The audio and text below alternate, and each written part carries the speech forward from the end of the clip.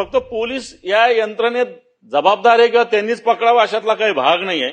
याच्यामध्ये हे सगळे उद्योग विभाग, अन्न औषधी प्रशासन विभाग, एमपीसीबी या सगळ्या विभागाचं टास्क फोर्स आगामी काळात सरकार बनवणार का? सभापती महोदय, माननीय विरोधी पक्षनेत्यांनी जे काही मुद्दे या ठिकाणी उपस्थित केले त्यातला एक मुद्दा महत्वाचा आहे. त्यांनी जे सांगितलं की कुरिअरचा उपयोग हा मोठ्या प्रमाणात होतोय.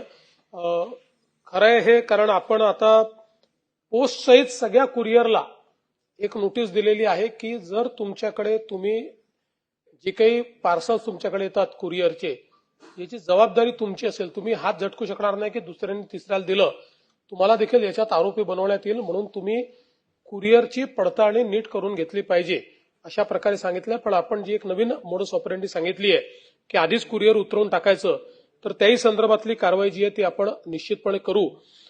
याबद्दल बरोबर आपण जे सांगितलं हे खरं आहे की अन्न व औषध प्रशासन विभागाचंही मोठी भूमिका याच्यामध्ये आहे.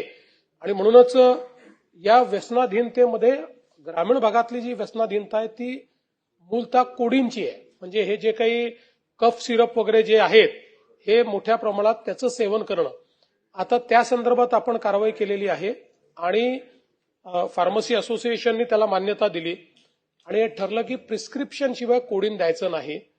आणि सगळ्या फार्मस्यांना आपण सांगितलं की त्यांनी सीसीटीव्ही लावणं गरजेचं आहे. त्यामुळे आता सगळ्यांनी जवळपास 80% ठिकाणी सीसीटीव्ही लागलेत, 20% ठिकाणी लागतायत.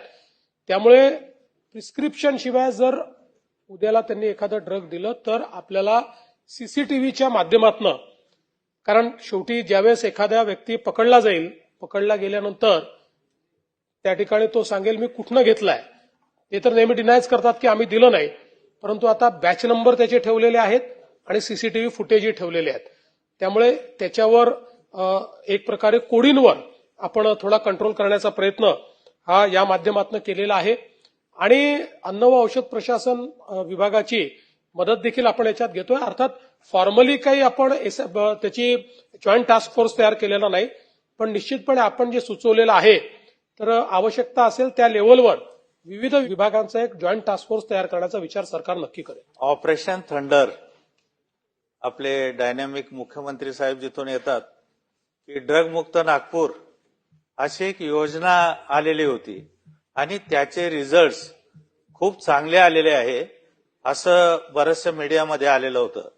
तर अशा प्रकारची सर्वंकष योजना सरकारतर्फे सर्वत्र लागू करणार का? निश्चितपणे आपण सगळ्याच आता जे युनिट आहे आणि विशेषतः